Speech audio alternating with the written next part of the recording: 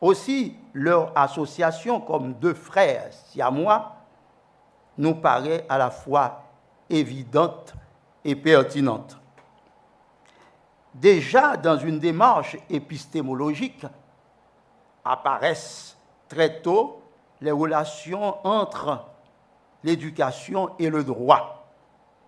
Puis elles se réaffirment traditionnellement dans un cours d'introduction au droit qui met l'accent sur l'élément ou les éléments d'inspiration des règles juridiques.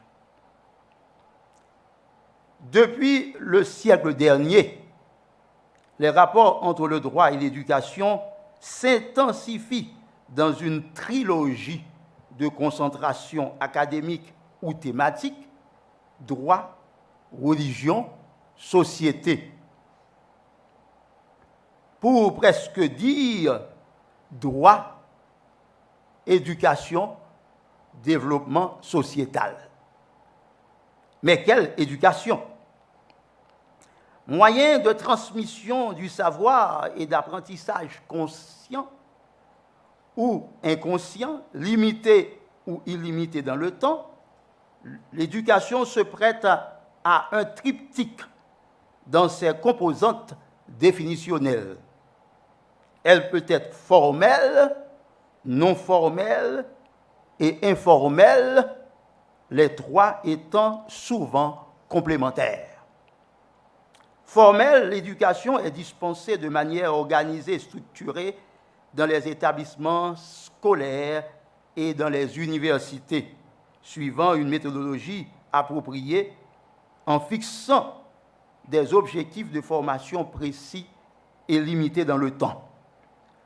Non formelle et informelle, l'éducation fait l'apprentissage permanent, non limité dans le temps, des choses de la vie, de manière consciente ou inconsciente, dans un cadre où l'on est exposé à un savoir-faire